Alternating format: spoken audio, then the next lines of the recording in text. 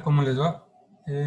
Bueno, con este video vamos a terminar la unidad 5 del programa y en este video vamos a ver de forma general cómo se determinan las isotermas de sorción, cuáles son los métodos para medir el contenido de humedad y cuáles son los métodos para medir la actividad del agua.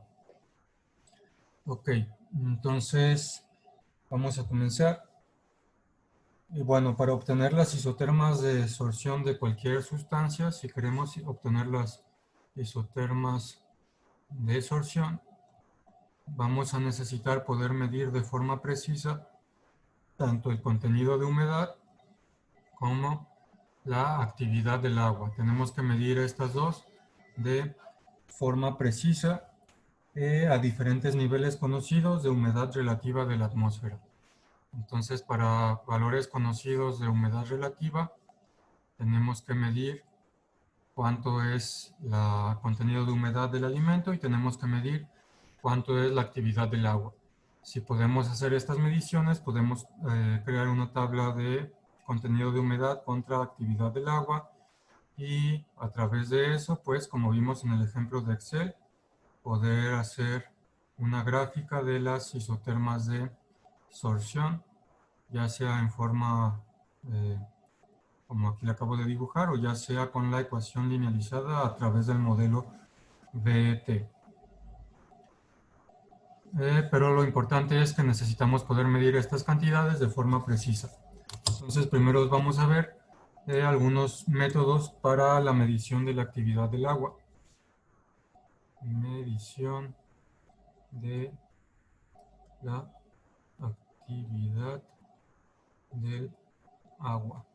Recuerden que la actividad del agua es la humedad relativa de equilibrio, es decir, la humedad relativa de la atmósfera en la cual el alimento no gana ni pierde humedad. Entonces los métodos van a estar relacionados con esta ganancia de humedad, cuando se alcanza el equilibrio y qué humedad relativa de la atmósfera tenemos cuando se alcanzó ese equilibrio. Ok, entonces existen diversos procedimientos para medir la actividad del agua, pero usualmente todos esos métodos caen en tres enfoques principales o tres métodos principales. Esos tres métodos principales son los siguientes. En el primero, la muestra se lleva al equilibrio,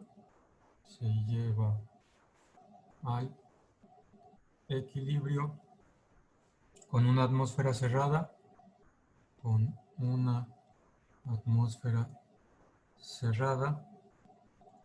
de humedad relativa constante conocida, de humedad relativa constante conocida. Y esta técnica se conoce como técnica isopéstica,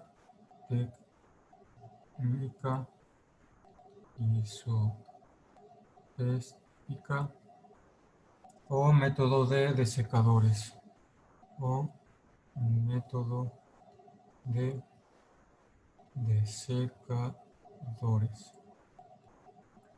Este es el primer enfoque principal. Voy para acá. El segundo enfoque, se mide la humedad relativa de la atmósfera.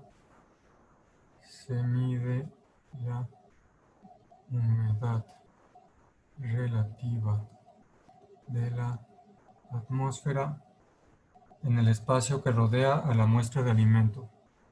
En el espacio que rodea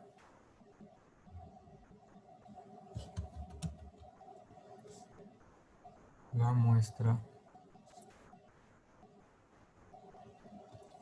de alimento. Y esto se logra a través de medidores de actividad del agua. Medidores de actividad del agua. Y el tercer enfoque, me voy a ir para acá.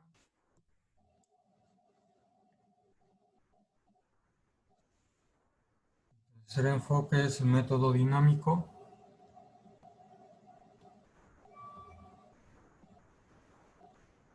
Método dinámico en el cual las muestras se exponen a atmósferas con diferentes humedades relativas y se pesan simultáneamente.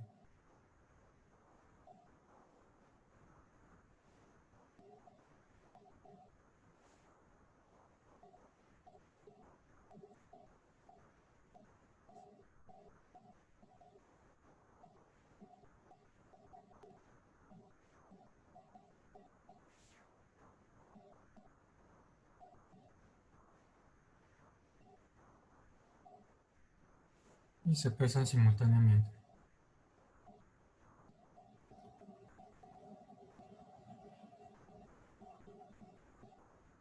Método dinámico en el cual el alimento se expone a atmósferas con diferentes humedades relativas y al mismo tiempo se pesa. Entonces vamos a ver, explicar un poquito más cada uno de estos.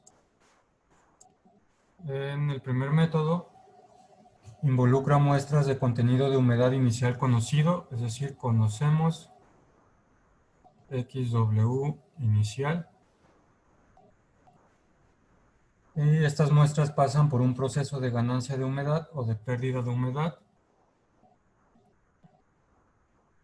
Muestra pasa por un proceso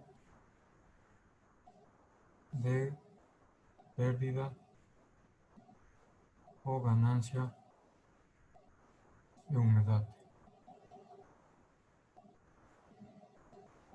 En una atmósfera controlada de humedad relativa constante. ATM de humedad relativa constante. El peso de la muestra cambiará cambiará en el tiempo conforme gana o pierde humedad esta muestra, y se va a pesar la muestra y se va a registrar de forma periódica ese peso hasta que la muestra alcance el equilibrio con la humedad relativa de la atmósfera circundante. Entonces, los dispositivos que se utilizan va a ser un contenedor en el que podemos controlar la atmósfera. Si es posible, hay una balanza dentro de ese contenedor para no tener que abrir el contenedor y no tener que sacar la muestra. Entonces, se pone la muestra alimenticia aquí. Cuando hay un contenido de humedad constante en esta atmósfera, y se va a registrar el peso. Se registra el peso conforme gana o pierde humedad hasta alcanzar el equilibrio. Entonces, si la muestra es más seca que la atmósfera circundante, pues va a ganar humedad, va a haber absorción. Sin embargo, si la muestra es más húmeda que la atmósfera circundante, va a haber desorción y la muestra perdería peso. Entonces, todo eso se registra, la ganancia o la pérdida de peso, según sea el caso, según si estamos haciendo absorción o desorción. Y se registra ese peso hasta que se alcanza el equilibrio, hasta que ya no gana ni pierde humedad. En ese punto, cuando se alcanza el equilibrio, en este punto, cuando la muestra no gana ni pierde humedad, cuando la muestra no gana ni pierde humedad, es en este punto que habrá alcanzado una actividad del agua igual a la humedad relativa constante usada durante el experimento. Cuando la muestra no gana ni pierde humedad, entonces la actividad del agua va a ser igual a la humedad relativa de la humedad relativa constante que utilizamos en el experimento. Humedad relativa constante usada en el experimento. Bueno, pues precisamente es eso, la definición de actividad del agua, si lo recuerdan. Y bueno,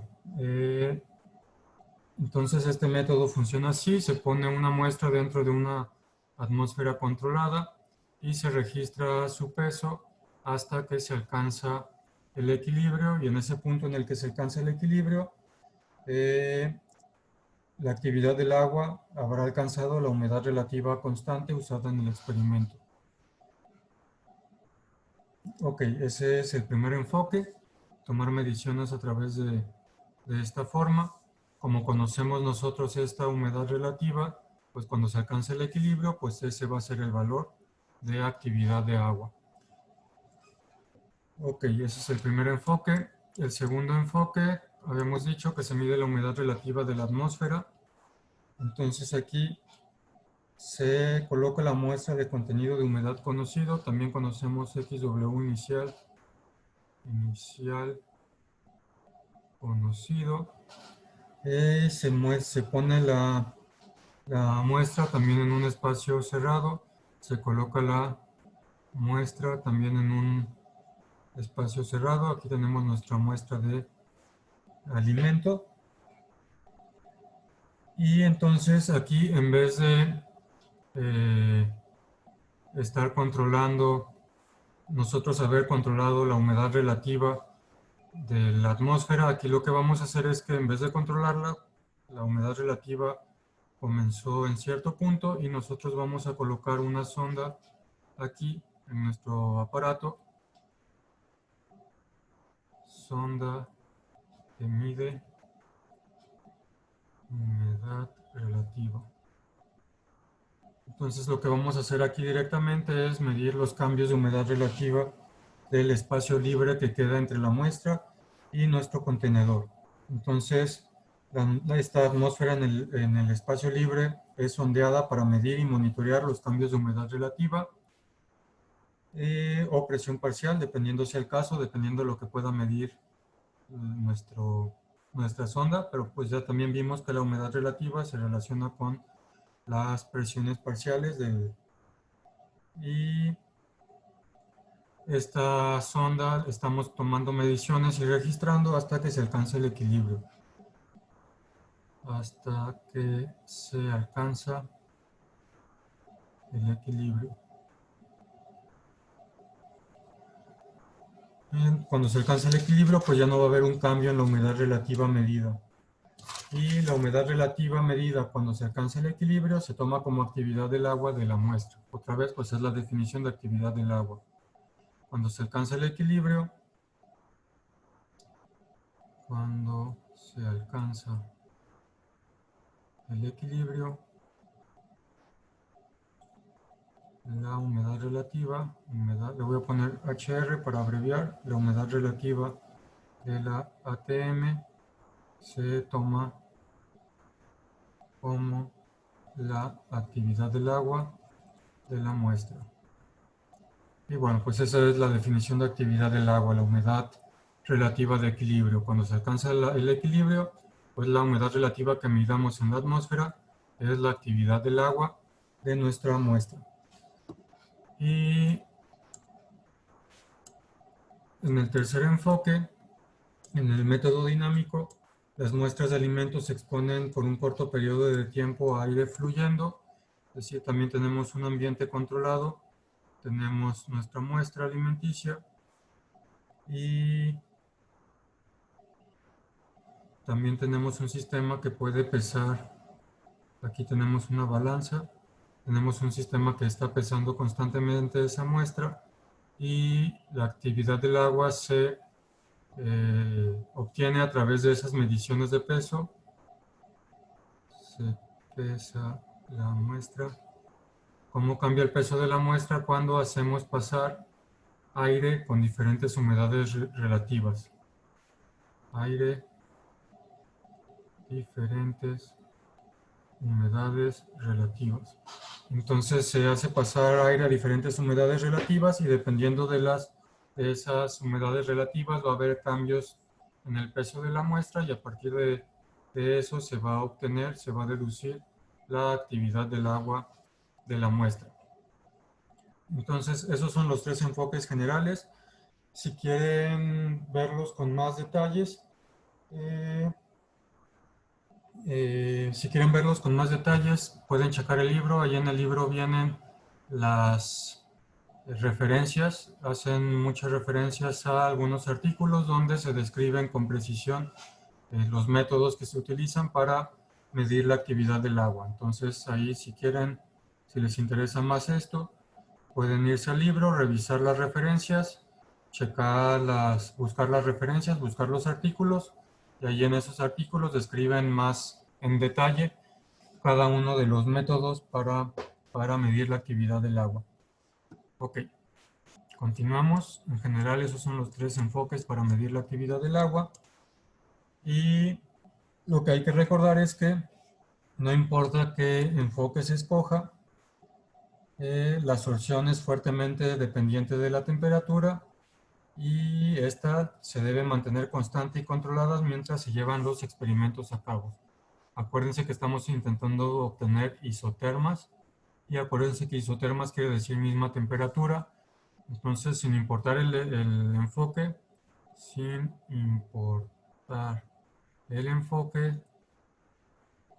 o el método, la temperatura se debe mantener constante durante todo el experimento. Porque lo que queremos es obtener una isoterma. Tenemos XW y AW. Queremos una isoterma. Cada una de estas gráficas es para una temperatura dada. Esta gráfica es para temperatura 1. Si hacemos el experimento a una temperatura diferente, vamos a obtener una gráfica diferente. Por ejemplo, puede ser con pendientes más pronunciadas. Y esto sería temperatura 2.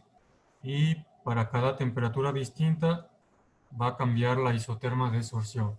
Entonces es importante que para cada experimento se mantenga la temperatura constante para que podamos obtener datos de esto. Podemos sacar los datos de cada isoterma. Y cada isoterma es esta gráfica. Para cada isoterma se tiene que hacer el experimento a esa temperatura constante. Es importante recordar eso. También es importante notar la distinción de si el experimento se llevará a cabo con el propósito de construir una isoterma de adsorción,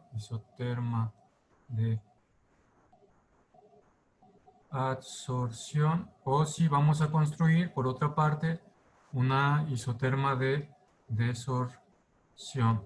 Es importante saber y considerar qué es lo que estamos haciendo y dejarlo en claro, porque, como ya vimos antes, debido al efecto de la histéresis, las gráficas no son la misma.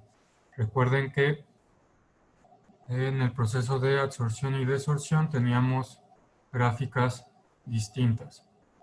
Entonces, es importante especificar si estamos en un proceso, si estamos describiendo un proceso de absorción o si estamos describiendo un proceso de desorción, porque sus gráficas van a ser distintas, incluso para la misma temperatura y para todas las condiciones, todas las demás condiciones que sean iguales, simplemente por absorber o desorber, como ya vimos anteriormente, la gráfica va a cambiar.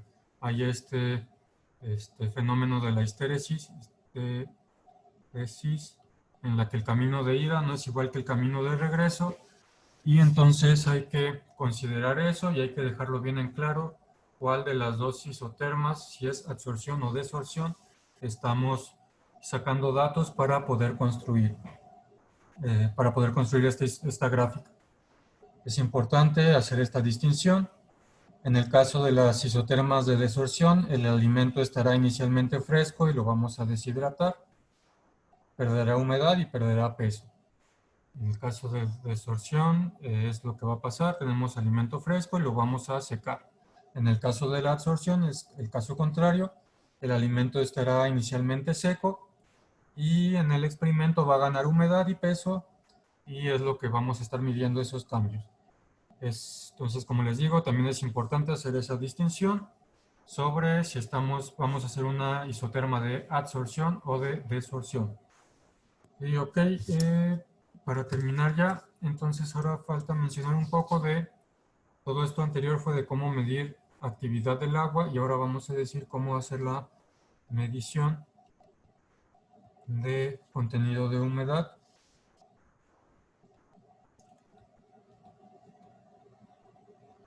Que es el otro dato que necesitamos para poder construir estas gráficas, actividad del agua y contenido de humedad. Entonces, ¿cómo medimos el contenido de humedad? De la misma manera, van a existir diferentes métodos. El método clásico que se utiliza más para determinar de forma precisa el contenido de humedad es el método de horno gravimétrico. Método de horno gravimétrico.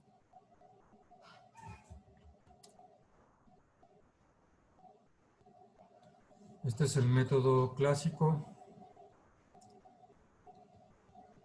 y también es un método preciso. Esto de gravimétrico quiere decir lo siguiente. Los análisis gravimétricos consisten en determinar la cantidad proporcionada de un elemento o compuesto y esa cantidad de sustancias se mide a través de pesar la muestra. Esto de gravimétrico se refiere a eso de la gravedad por eso, porque estamos midiendo el peso de la muestra para determinar la cantidad de un elemento o compuesto que contiene. Y en este método gravimétrico lo que se hace es lo siguiente. En este método gravimétrico, una muestra cuyo peso inicial es conocido se coloca en un horno de secado a 103 grados Celsius y se pesa periódicamente hasta que no se detecta pérdida de peso. Una muestra de peso conocido se coloca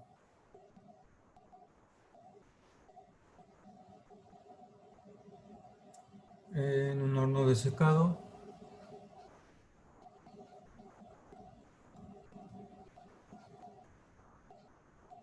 y se pesa periódicamente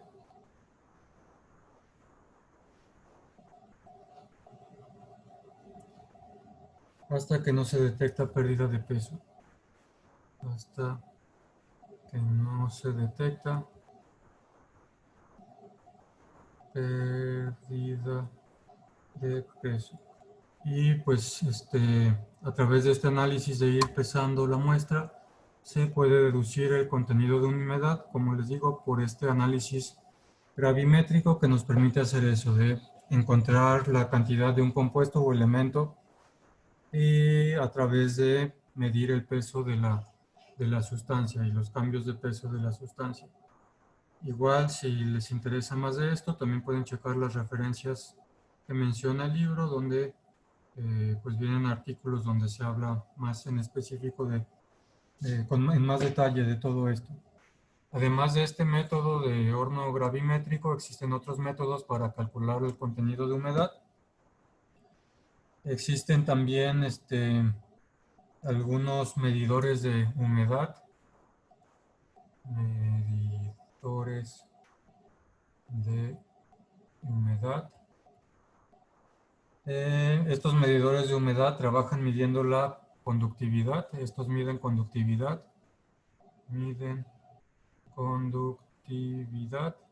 Y esta conductividad, es decir, qué tan fácil o no conduce la electricidad nuestra muestra, está relacionada con el contenido de humedad. Esta conductividad es proporcional al contenido de humedad. Entonces, conforme cambia esta conductividad, también podemos estimar cuál es el contenido de humedad del alimento a través de si el alimento conduce o no, o qué también conduce o no la electricidad. Ese es otro método para medir el contenido de humedad, sin embargo es menos preciso que el anterior, menos preciso, pero tiene la ventaja de que es más rápido Menos preciso, pero más rápido. Otra forma de hacer estas mediciones de contenido de humedad es extrayendo de la humedad de la muestra más rápido que en el horno de secado usando radiación infrarroja. Es decir, es básicamente este método, pero acelerarlo, acelerar el proceso usando radiación infrarroja.